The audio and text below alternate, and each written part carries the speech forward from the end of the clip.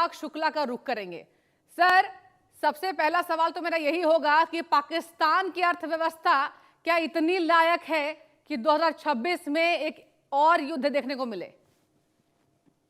नमस्कार जी। सबसे पहले मैं ये आपको बताना चाहूंगा कि युद्ध के मायने अभी चेंज हो गए हैं। हमारा ऑपरेशन सिंदूर जो पहले स्टार्ट हुआ था फेज 1 में, वो अभी भी चालू है। हमने सीज नहीं किया है, केवल उसको पॉज किया है। तो ये पाक के लिए चेतावनी नहीं है, ये क्लियर वार्निंग है कि अगर कोई भी ऐसी हरकत दोबारा होती है तो उसके लिए बहुत सीवियर रिperकशंस होंगे। और ये बात वो अच्छी तरह जानता है। जहां तक आप इकोनॉमी की बात कर रहे हैं, आज ही सुबह की न्यूज है, आपने सुना होगा कि आज हम वर्ल्ड की 4th लार्जेस्ट इकोनॉमी बन गए हैं, इंडिया। हमने जापान को पीछे छोड़ते हुए आज गवर्नमेंट ऑफ इंडिया ने डिक्लेयर किया कि हम 4th लार्जेस्ट इकोनॉमी बन गए हैं। अगर कंट्रास्ट में देखें, पाकिस्तान की बात करें, तो पाकिस्तान के पास तो उठाने के लिए पैसे नहीं है। तो उस सिचुएशन में वो आप एक्सपेक्ट कर रहे हैं कि वो हथियार खरीदेंगे, ड्रोन खरीदेंगे, ऐसा कुछ नहीं है। वो केवल दान की चीजों के ऊपर निर्भर है, जो टर्की से आता है, चाइना से आता है, या कुछ और गिने चुने देशों से आता है। जिसकी जिस चीज की टेक्निकल खामियत हम ऑपरेशन संदूर के फर्स्ट फेज में देख चुके हैं। उनका एक भी मिसाइल, उनका एक भी ड्रोन इंडिया की सरहद को पार नहीं कर पाया है। और हमने उनके एक एक इलाके में जहां जहां हमने जी चाहा उस चीजों, उस एयरबेस को हमने उड़ाने में कामयाब रहे हैं। तो मिलिट्री पावर की अगर हम कंपैरिजन करने की कोशिश करें, तो हमारा बहुत ज्यादा हाई स्टैंडर्ड्स है पाकिस्तान के मुकाबले, हम्म। और पाकिस्तानी कहीं स्टैंड ही नहीं करते हमारे। और जहां तक अमेरिकन थिंक टैंक की बात है, तो अमेरिकन थिंक टैंक अपने एंगल से सोचते हैं, वो हमारे एंगल से वो जियोपॉलिटिकल सिचुएशन नहीं समझ पाते हैं। वो अमेरिकन इंटरेस्ट देख रहे हैं। उनका काउंटर क्या है? चाइना। वो सब उनका एम चाइना है। इसी भी हद पे अगर देखें, बांग्लादेश के अंदर जो कू हुआ और बांग्लादेश के अंदर जो आज की सिचुएशन है, जी। उसका सीधा सीधा रीजन ये था कि अमेरिकन इंटरेस्ट इन्वॉल्व थे। अमेरिकन वहां पे अपना आना चाहते थे, वहां पे अपना बेस बनाना चाहते थे, इसीलिए इन्होंने ये सारा काम कराया। हम्म। और आज देखें, चटगांव में उनकी एक एक्सरसाइज हो रही है, जहां पे अमेरिका के ट्रूप्स आके बैठे हुए हैं। तो अमेरिका जो है वो कोशिश कर रहा है चाइना के आसपास एक नेकलेस बनाने की, और इसी चीज में ये अपने इंटरेस्ट के हिसाब से वो एक नैरेटिव तैयार कर रहा है, जिसमें वो इंडिया और पाकिस्तान या इंडिया और बांग्लादेश के बीच में एक तनाव पैदा करने की कोशिश कर रहा है। ऐसा कोई ग्राउंड पे है नहीं। और हमारी जो पॉलिटिकल पावर है, हमारी जो मिलिट्री पावर है, वो हमारे नेबर पाकिस्तान से बहुत अच्छी है, बहुत ज्यादा स्ट्रांग है। लेकिन अनुराग जी, सवाल तो ये भी उठेंगे ना पाकिस्तान पर। बार बार पाकिस्तान को मुंह की खानी पड़ी है। और जब बात भारत की आती है, नए भारत की आ रही है अनुराग जी, तो देखिए घर में घुस के भी हमने मारा है। तो इतनी बार मुंह की खाने के बाद भी पाकिस्तान ये हिमाकत करता कैसे है? जी, उनका पॉलिटिकल और मिलिट्री कंपल्शन है। हाँ। अगर आप पाकिस्तान के अंदर देखें, उनकी इकोनॉमी तो बेहाल है ही है। जहां तक उसकी आवाम है, उनके पास कोई चॉइस बची नहीं है। और जब एक नैरेटिव तैयार करना होता है, जब भी जैसे आप जैसे देखें, इमरान खान को उन्होंने जेल में डाल दिया, तो कितनी बार भी जब प्रोटेस्ट होते हैं, वो सीधा मिलिट्री के खिलाफ होते हैं, क्योंकि पॉलिटिकल तो उनको हम्म। पता है कि ये डमी सरकार बैठी हुई है। तो हम्म। जब पॉलिटिकल पार्ट मिलिट्री के पास जाते हैं वो अटैक करने, तो मिलिट्री उनको एक चीज समझाती है कि इंडिया आ गया, इंडिया आ गया, दुश्मन आ गया, अब सब एक हो जाओ और हमारे साथ पीछे खड़े हो जाओ। हम्म। बार बार आप देखें, डिफीट होने के बावजूद भी पाकिस्तान आर्मी की जो एग्जिस्टेंस है, पाकिस्तान आर्मी की एग्जिस्टेंस सिर्फ और सिर्फ इंडिया, एंटी इंडिया नैरेटिव पे चल रही है। और जिस बिल्कुल। दिन अगर दोस्त बन जाता है, मान लो इंडिया उनका, तो हम्म। पाकिस्तान आर्मी की कोई अहमियत नहीं रह जाएगी। ये बात वो अच्छी तरह जानते हैं। पाकिस्तान आर्मी आज की डेट में सारे के सारे उल्टे काम करती है। व्यापार कर सारे के सारे व्यापार पाकिस्तान में इनके हाथ में है, सब चीजें इनके हाथ में है। तो वो किसी भी तरह से अपनी ढील उनसे देना नहीं चाहती है, और किसी भी तरह से अपना जो अथॉरिटी है उसको लूज नहीं करना चाहती है। इसी रीजन से वो बार बार एक ही चीज दोहराती रहती है, एंटी इंडिया नैरेटिव चलाती रहती है। और अगर कहीं बीच में थोड़ा सा हम्म। लड़ाई जैसे माहौल बन जाते हैं, तो उनको कोई शर्म नहीं आती है। वो हर बार हार जाते हैं और अपने देश को फिर से सुनाते हैं कि हम जीत गए, हम जीत गए, ऐसा ही बोलते रहते हैं। अनुराग जी, ये भी मैं आपसे जानना चाहूंगी कि क्या पश्चिमी देश इस युद्ध से कुछ फायदा उठा सकते हैं? कुछ ऐसी इनपुट सामने आए अब तक, आपके पास कुछ अहम जानकारी? नहीं, पश्चिमी देश का सिर्फ और सिर्फ एक ही मकसद है, अपने हथियार बेचना। उनका पर्पस क्या है? आज की डेट में इंडिया की इकोनॉमी सबसे फास्टेस्ट ग्रोइंग है पूरे वर्ल्ड हम्म। में। हम्म। 6.7 6.3 के बीच में चल रही है। हम्म। पूरे वर्ल्ड में अगर आप देख लें, जितनी भी डेवलप्ड इकोनॉमी है 1.2 और 2 के नीचे हैं। तो हाँ। आने वाले समय में इंडिया एक बहुत स्ट्रांग इकोनॉमिकल पावर बनने जा रहा है। तो बिल्कुल। सारा वर्ल्ड चाहता है कि हम इनको हम्म। दबाएं किसी तरह से। और यही रीजन है कि मिलिट्री वाइज और पॉलिटिकली वाइज और इकोनॉमिक वाइज वो हमें सप्रेस करना चाहते हैं। और यही रीजन है कि वो इस जनरल थ्रेट यानी साउथ एशियन रीजन में वो चाहते हैं कि थोड़ी सी अनस्टेबिलिटी बनी रहे, ताकि इंडिया आगे ना बढ़ सके। अनुराग जी, यहाँ ड्रोन्स भी खरीदे जा रहे हैं, तो क्या ऐसी अनुमान आप लगा पाएंगे, क्या ऐसी खबरें सामने आ रही है कि आने वाले समय में एक बड़ा युद्ध, ये ड्रोन अटैक वापस से देखने को मिल सकता है? क्योंकि अभी जो जानकारी सामने आ रही है, युद्ध हो सकता है। हालांकि अभी इस पर क्या कहा जाए, लेकिन कुछ इनपुट्स क्या ऐसे अब तक आए हैं अनुराग जी? नहीं देखो, वॉर वॉर के सिनेरियोज चेंज हो चुके हैं। जैसे मैंने आपको पहले बताया कि जैसे आप बड़े युद्ध की बात करते हैं, जो वर्ल्ड वॉर 2 हुआ था, वर्ल्ड वॉर 1 हुआ था, या किस तरह की ठीक है कोई युद्ध आने वाले समय में नहीं होने वाले हैं। अनुराग जी, आजकल बने रहिए। सारी ट्राइब्स एक होते और हैं। मेहमान से आपका तारुफ कराऊंगी, संजीव श्रीवास्तव जी, डिफेंस एक्सपर्ट, विदेश मामलों की जानकार। संजीव जी, एक बार फिर से वही सवाल मैं दोहराऊंगी। बार बार मुंह की खाने के बाद, बार बार शिकस्त होने के बाद, हार होने के बाद पाकिस्तान फिर से कैसे तैयार हो जाता है? क्या अपनी लुटिया डुबाना चाहता है पाकिस्तान? डूबी हुई है, लेकिन क्या जो थोड़ा बहुत बचा कुचा है, क्या वो भी समाप्त करने वाला है? संजीव के क्या कहेंगे? जी सृष्टि जी, सबसे पहले आपको, अनुराग जी को और आपके सभी दर्शकों को गुड मॉर्निंग, सुप्रभात। जी। देखिए, पाकिस्तान का ये जो चरित्र रहा है कि जब पाकिस्तान में आंतरिक वहां पर हालात बहुत ज्यादा बिगड़ जाते हैं, तो वो, और जब वहां के जो हुक्मरान हैं, विशेष रूप से वहां के जो रियल रूलर्स, वहां की सेना और वहां की जो खुफिया एजेंसी है, बिल्कुल। जब वो अपने हालातों को ठीक तरीके से संभाल नहीं पाते, तो ऐसे में वो भारत के फ्रंट पर कोई साजिशें इत्यादि करके, कोई आतंकी हमला इत्यादि करा करके, एक डाइवर्जनरी टैक्टिक्स के तहत, एक ध्यान भटकाने की रणनीति के तहत, ताकि अपनी सारी जनता का जो ध्यान है वहां उनकी हो रही आलोचनाओं से हट करके भारत के फ्रंट पे चला जाए, वो भारत के खिलाफ साजिशें रचते रहे। ये पाकिस्तान के रूलर्स का इतिहास रहा है। और ऐसे में जाहिर है कि भारत को सतर्कता बरतनी होगी। ये पाकिस्तान के आंतरिक हालात अच्छे नहीं है। पाकिस्तान में चाहे वो आर्थिक स्थिति हो, चाहे वो सामरिक सुरक्षा संबंधी स्थितियां हो, चाहे वो राजनीतिक स्थिति हो, सभी जो है दयनीय स्थिति में है, डवाडोल है। एक गृह युद्ध जैसी, अघोषित रूप से गृह युद्ध जैसी स्थिति है। और ऐसे में भारत को पाकिस्तान के फ्रंट पर भी सतर्कता बरतनी होगी, बांग्लादेश पर भी हमें सतर्कता बरतनी होगी। लेकिन इतना कहने के बाद मैं ये अवश्य कहना चाहता हूं कि भारत के प्रधानमंत्री श्री नरेंद्र मोदी के नेतृत्व का ये जो नया भारत है, अब वो डाइवर्जनरी टैक्टिक्स इत्यादि जो पाकिस्तान के हुक्मरान पहले करते थे, और ये जानते थे कि ये भारत की जो पहले की जो सरकारें रही, जाहिर है कि जो 26/11 के समय की जो सरकार थी और उसका पूरा जो सोच थी, वो इस तरीके की थी कि उसको रिस्पॉन्ड नहीं करना है, और अनेक तरीके की जो लचर और उदारवादी जो तथाकथित जो अपीजमेंट इत्यादि के सोच भी रहती थी उसमें, ये भी स्पष्ट रूप से देखता है, और वो रिस्पॉन्ड नहीं करते थे। लेकिन आज का जो समय का जो नया भारत है, वो अगर कोई डाइवर्जनरी टैक्टिक्स के तहत भी भारत को अगर वो टारगेट करने की कोशिश करेगा, तो उसका मुंहतोड़ जवाब जीरो टॉलरेंस की नीति के साथ दिया जाएगा।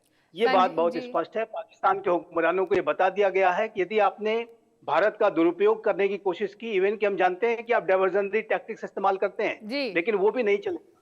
अगर वो भी करने की कोशिश करेंगे तो और भी बड़ा शक्तिशाली जवाब इस बार मिलेगा। अभी ऑपरेशन सिंदूर जारी है, ये खत्म नहीं हुआ है, और ऑपरेशन 2.0 जो सिंदूर, ऑपरेशन सिंदूर 2.0 जो होगा, उसमें हमारे प्रधानमंत्री ने इसको स्पष्ट कर रखा है कि न सिर्फ आतंक के मरकजों को, आतंक के ठिकानों को मिट्टी मिलाएंगे, बल्कि पनाहगारों को भी नहीं छोड़ेंगे। तो ये बात है। तो ये भारत बदल चुका है। देखिए, 2026 अब आ गया कल से, लेकिन इसमें पाकिस्तान के लिए बुद्धिमत्तापूर्ण यही होगा कि वो अपने हालातों को अंदर संभालें। भारत के खिलाफ युद्ध वगैरह करने का, लेकिन संजीव जी, पाकिस्तान ने कभी बुद्धि दिखाई कहाँ? आपसे एक और अहम सवाल पूछना चाहूंगी। ये बताइए कि भारत ने भी 79,000 करोड़ के रक्षा मसौदों पर मंजूरी दी है, तो क्या हम ये माने कि युद्ध के लिए भारत भी पूर्ण तैयार है? क्योंकि देखिए, वो बौखलाहट अभी भी है। मतलब जिस तरीके से पहलगाम अटैक हुआ था, केंद्रीय गृह मंत्री या प्रधानमंत्री की मैं बात करूं, खुले मंचों से कहा था छोड़ेंगे नहीं, और देखिए फिर से हिमाकत, अब चीन सपोर्ट कर रहा है पाकिस्तान को। तो क्या भारत को चीन से भी होशियार रहना पड़ेगा? इस पर क्या कहेंगे? बिल्कुल, बहुत अच्छा आपने प्रश्न किया है। देखिए, हमारा जो अप्रोच है वो अब चाहे चाइना का फ्रंट हो, चाहे वो पाकिस्तान का फ्रंट हो, और सभी के विरुद्ध एक ताकत को दिखाने का, एक पोजीशन ऑफ स्ट्रेंथ को डेवलप करने का है। और चाइना के साथ भी देखिए, ये जो नया भारत है, वो 2017 का डोकलाम रहा हो या 2020 का गलवान रहा हो, सभी जगह पे भारत ने उन्हें एक मुंहतोड़ जवाब दिया, और एक eye ball to eye ball confrontation 73 दिनों का गलवान में चला था। और पाकिस्तान और चाइना को अपनी जो डोकलाम में रोड कंस्ट्रक्शन की एक्टिविटीज को बंद करना पड़ा और तभी जाकर के जो है कोई रिश्तों में नॉर्मलाइजेशन हुआ। उसके बाद इन्होंने 2020 में गलवान किया। गलवान में बिल्कुल भी हमारे जी। ने उनका मुंहतोड़ जवाब दिया था और उनको बड़ी क्षति पहुंचाई थी। अलग बात है कि वो अपनी कैजुअलिटीज को भी नहीं छुपाते, कैजुअलिटीज को भी छुपाते हैं और अपने नागरिकों को भी नहीं बताते कि हमारे कितने सैनिक ने अपनी शहादत दी। शहादत तो शहादत होती है, सैनिक तो सैनिक होता है। और वो चाइना की बड़ी संख्या में वहां पर मारे गए थे, लेकिन चाइना ने उसको भी छुपाया। तो हाँ ये जो चाइना का चरित्र विस्तारवादी है, उपनिवेशवादी है, अवसरवादी है, आधिपत्यवादी है, उसकी रणनीतिक थिंकिंग में डिसेप्शन यानी धोखा देना भी है। और ये बिल्कुल जो नया भारत इस बात को जानता है कि चाइना के साथ हम पोजीशन ऑफ स्ट्रेंथ के साथ ही डील कर सकते हैं। चाइना के फ्रंट पर भी हम देखिए तो हम अपनी पोजीशन ऑफ स्ट्रेंथ को लगातार बढ़ा रहे हैं, मिलिट्री डिप्लॉयमेंट को लगातार बढ़ा रहे हैं। डिफेंस एक्विजिशन काउंसिल ने जो नए एक्विजिशंस की बात कही, जिसकी आपने अभी चर्चा की, ये स्पष्ट रूप से दर्शाता है कि चाहे वो सबमरीन्स हो, चाहे वो Pinaka multi barrel rocket systems हो, या राफेल फाइटर जेट्स हो, या अनेक ऐसे हाइपरसोनिक वेपन्स इत्यादि को भी हम लगातार डेवलप कर रहे हैं और अपनी जो ताकत है, मिलिट्री जो प्रोविस है, उसको लगातार बढ़ाते जा रहे हैं, उसको डिप्लॉय भी कर रखा है। ठीक है। दूसरा, बॉर्डर एरियाज का इंफ्रास्ट्रक्चर डेवलपमेंट प्रोग्राम तेज गति से आगे बढ़ा है। बीआरओ, बॉर्डर रोड ऑर्गेनाइजेशन ने बहुत ही शानदार कार्य किया है लगातार, जो बीआरओ इसके लिए बधाई का पात्र है। और बिल्कुल बीआरओ ने तो अब ऐसी ऐसी सड़कें बनाई हैं कि 18-18 हजार फुट तक की ऊंचाई की Guinness book of the world record में वो सड़कें शामिल है और ये चाइना उससे भी दबाव में रहता है। हाँ तीसरा, जो इंटरनेशनल कोलैबोरेशन है वो भी हम गहरा करते जा रहे हैं। क्वाड का जो भविष्य है मेरे असेसमेंट के मुताबिक उज्जवल है और अनेक ऐसे राष्ट्र जो चाइना के विस्तारवाद से कहीं न कहीं चिंतित हैं, वो सभी आज एक कोलैबोरेशन भी करते जा रहे हैं। आसन के साथ हमारे संबंध लगातार बढ़ते जा रहे हैं, हम उनसे मिलिट्री एक्सरसाइजेस भी करते हैं। तो भारत चाइना के फ्रंट पर भी अपनी जो ताकत है, अपनी जो पोजीशन ऑफ स्ट्रेंथ है, उसको हर तरीके से बढ़ाया है। जैसा कि मैंने कहा, infrastructure development plan, international collaboration, जी चाइना की अब इस समय जो फ्रंट दिया है। चाइना ने जब डेप्सांग प्लेन्स और डेमचौक में जब अपने डिसएंगेजमेंट को किया, तभी जाकर के भारत के प्रधानमंत्री चाइना के राष्ट्रपति से कजान में, रशिया में पिछले वर्ष मिलने को तैयार हुए। और इससे स्पष्ट है कि भारत कभी भी झुकेगा नहीं, अपनी 1 इंच की जमीन के साथ भी कभी कोई समझौता हम नहीं कर सकते। तो दोनों ही देखिए, भारत का चाहे वो चाइना का फ्रंट हो, चाहे वो पाकिस्तान का फ्रंट हो, वहां पर हम अपनी जो पोजीशन ऑफ स्ट्रेंथ और अपने डिफेंस पोस्चर को लगातार सशक्त और मजबूत बना के रखे हुए हैं। पाकिस्तान से बिल्कुल तो बातचीत करने का भी कोई प्रश्न नहीं है। चाइना के साथ तो हम बातचीत अवश्य कर रहे हैं, लेकिन वो बातचीत हम ताकत से करते हैं और एक पोजीशन ऑफ स्ट्रेंथ को बना करके करते हैं। ठीक है संजीव जी, अनुराग जी का रुख करूंगे। अनुराग जी, ये बताइए कि ऐसी खबरें भी सामने आ रही है कि जो दुलहस्ती परियोजना को मंजूरी मिली, सिंधु जल संधि पर पाकिस्तान पर जो हमने अटैक किया, तो इन सब का भी पाकिस्तान कहीं ना कहीं भारत से बदला लेने वाला है। तो अब ऐसे में, अब युद्ध में तो हमने परास्त किया, पाकिस्तान भले ना माने, नेशनल टेलीविजन पर झूठ ये परोसते हैं और आप पाकिस्तान के पत्रकारों को भी देखिए, लगातार झूठ बोलते हैं। तो क्या आने वाले समय में ये माना जाए कि एक्शन का रिएक्शन है कि भारत जीता, अंतर्राष्ट्रीय यहां पर बाजारों में हमारी धमक दिखी, इसकी टीस है अनुराग जी? जी, आपको एक बताना चाहूंगा कि एक ना न्यूटन का लॉ होता है जिसमें कि एक्शन अगेंस्ट इक्वल रिएक्शन। तो इसका मतलब ये होता है कि जितना एक्शन होता है उसका उतना इक्वल रिएक्शन होता है। हाँ बट यहाँ पे ऐसी कोई संभावना नजर नहीं आती है, क्योंकि पाकिस्तान के पास रिएक्शन करने के लिए कुछ है ही नहीं। इकोनॉमिक फ्रंट पे ऑलरेडी डिस्कस हो चुका है। अगर मैं IWT की बात करूं, इंडस वाटर ट्रीटी की, तो उसमें इनके पास कोई ऑप्शंस अवेलेबल नहीं है, क्योंकि जो नदियां हैं ऊपर से नीचे की तरफ बह रही हैं। आज के देश में अगर आपने थोड़े दिन पहले देखा होगा, सिंध के अंदर एक बहुत बड़ी रैली हुई थी जिसमें सिर्फ ये मांग की गई थी कि हमारा पानी पंजाब की तरफ क्यों डाइवर्ट किया जा रहा है। हाँ तो जो हमने पानी रोक दिया है, जो ट्रीटी पे बैन लगा दिया है, उसके रिजल्ट अभी नजर आ रहे हैं। और आने वाले 1 साल और रुक जाइए, हमारे 5 हाइडल प्रोजेक्ट्स को मंजूरी मिल गई है, वो बनने शुरू हो जाएंगे। तो इसका असर अपने आप नजर आ जाएगा। तो हमें बताने की जरूरत नहीं है, हम अपने जो कार्यक्रम हमने अपने डिसीजन लिए हैं उसके रिजल्ट धीरे धीरे सामने आएंगे। और जहां तक पाकिस्तान का सवाल है, पाकिस्तान के पास हमारी बात करने के जगह हम इंडिया एज अ इंडिया बात करने जाएगा तो किस टॉपिक पे बात करेगा? इकोनॉमिकली वो हमारे से कुछ खरीद नहीं सकते, मतलब खरीद तो बहुत कुछ सकते हैं लेकिन पैसा नहीं है, और बेच उनके पास कुछ बेचने के लिए है नहीं। तो इकोनॉमिकली और बिजनेस वाइज हम उनसे बात कर नहीं सकते। पॉलिटिकली उनके पास स्टेबिलिटी नहीं है, बात कर नहीं सकते। मिलिट्री वो कहीं स्टैंड नहीं करते, बात कर नहीं सकते। तो हमारा उनके साथ कोई मैच ही नहीं करता है। तो इस तरह का डिस्कशन करना फिजूल है। वो एक हमारी सिर्फ यही मजबूरी है कि वो एक हमारा नेबर है जिसको हम बदल नहीं सकते, यही हमारी मजबूरी है और इसके साथ हमें अभी के लिए जीना पड़ेगा। आने वाले समय में बहुत सारे ऐसे उनके राज्य हैं जो पाकिस्तान के सूबे हैं जो कि इंडिया में मिलना चाहते हैं, जैसे कि पीओके के अंदर बहुत बड़ी रैली हमने देखने को ली जिसमें खुलेआम नारे लगाए गए कि वो इंडिया के साथ मिलना चाहते हैं। आज बलूचिस्तान इंडिया पाकिस्तान से अलग होना चाहता है। सिंध भी अपने अपने इरादे जी। जाहिर कर चुका है। तो पाकिस्तान टूटने की कगार पे है और ये सिर्फ टाइम ही बताएगा और थोड़े टाइम की बात है कि ये सारे के सारे जो छोटे-छोटे राज्य हैं इंडिया में ही मिल जाएंगे आने वाले समय में। ठीक है, बन रहे हैं अनुराग जी। संजीव जी का रुख करेंगे। संजीव जी, ये बताइए कि ये भी सामने आ रहा है कि ये जानकारी सामने भी मिल रही है हमें कि अंतर्राष्ट्रीय बाजारों में बयानबाजियां तेज हो सकती है, तो एक भारत को मदद मिलने वाली ऐसी आशंका है। और देखिए, अंतर्राष्ट्रीय मुद्दों पर भी हमारी चमक दिखती है, धमक दिखती है, चाहे प्रधानमंत्री जब भी देश से बाहर जाते हैं हमने देखा है किस तरीके से अब आदर भाव सत्कार होता है।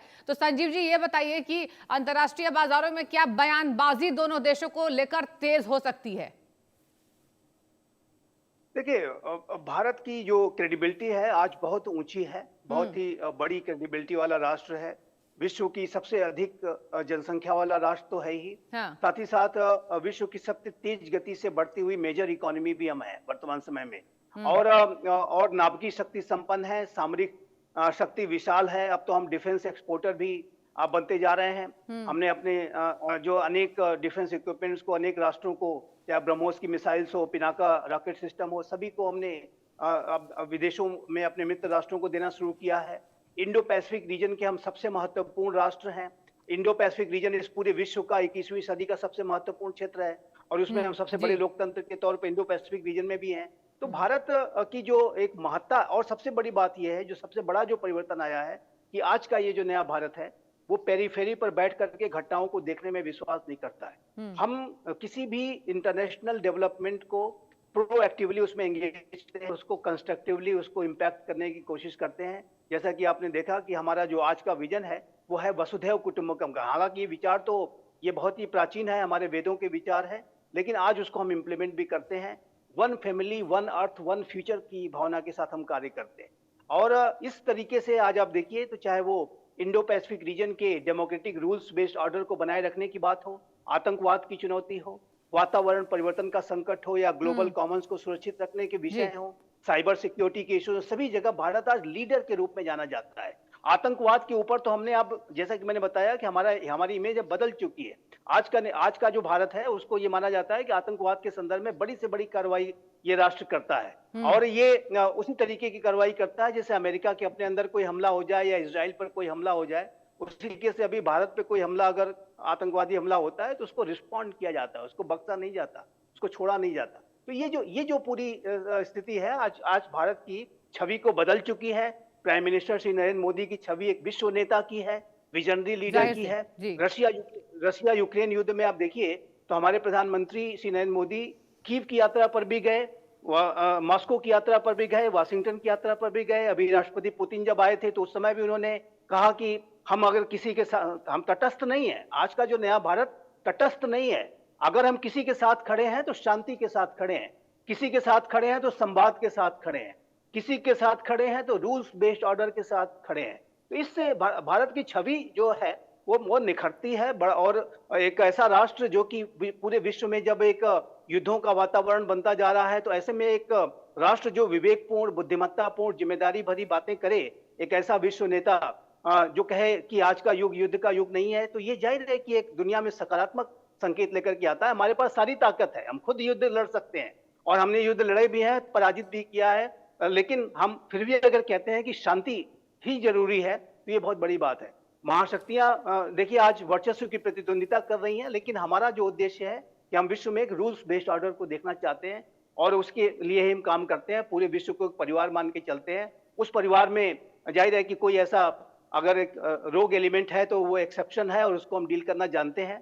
तो ये जो सारी जो सिचुएशन है वो भारत के एक जिम्मेदार नेतृत्व को दर्शाती है। तो जो अंतर्राष्ट्रीय समुदाय में कमेंट्स इत्यादि अगर कहीं कोई आएगा तो वो भारत के लिए सकारात्मक ही आएगा। अगर कोई नकारात्मक कमेंट कहीं आएगा तो वो चाइना और पाकिस्तान जैसे राष्ट्रों के लिए ही आएगा। ये मैं इसको मैं देखता हूँ इस तरह से। संजीव जी, आपने बड़ी अच्छी बात कही, शांति हमेशा भारत चाहता है, लेकिन इसी पर मैं सवाल लेना चाहूंगी अनुराग जी से। अनुराग जी, पाकिस्तान के पत्रकार कह रहे थे कि हम अब शांति के राह पर चल रहे हैं। आपने क्यों मीडिया रिपोर्ट्स में ये दिखाया है कि भारत पाकिस्तान के बीच तनाव है, तो वो मानने को तैयार नहीं होते हैं कि पाकिस्तान लगातार ये हिमाकत करता है और गुप्त तरीके से हमेशा घटनाओं को अंजाम देते हैं, आतंकवाद को पालते हैं, लेकिन मानने को तैयार नहीं होते। क्या एक ऐसा समय आएगा जब पाकिस्तान हर मोर्चे पर यहां पर पिछड़ता नजर आएगा? अनुराग जी बताइए, सबसे बड़ी ताकत अभी फिलहाल आपको भारत की क्या नजर आती है?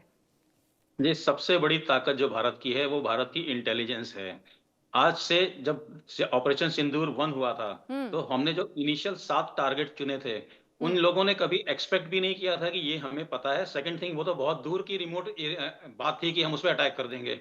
लेकिन इसके बावजूद ना केवल हमने आइडेंटिफाई किया और बिल्कुल पिन पॉइंट स्ट्राइक किया, उसके सिर्फ 2 महीने बाद जब इन्होंने सारे आतंकवादी रीलोकेट किए और दूर दूर रिमोट एरिया में ले जाके छोटे छोटे कैंप बनाए हैं। आज के डेट में हमारे को उन सारे कैंप की प्रिसाइज जानकारी है।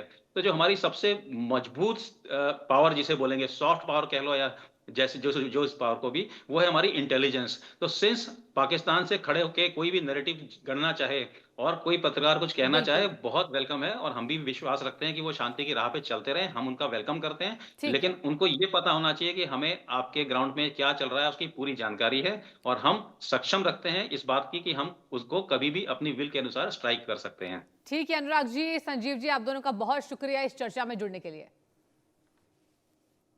और वक्त हो चला एक छोटे से ब्रेक का। आप देखते रहिए इंडिया न्यूज।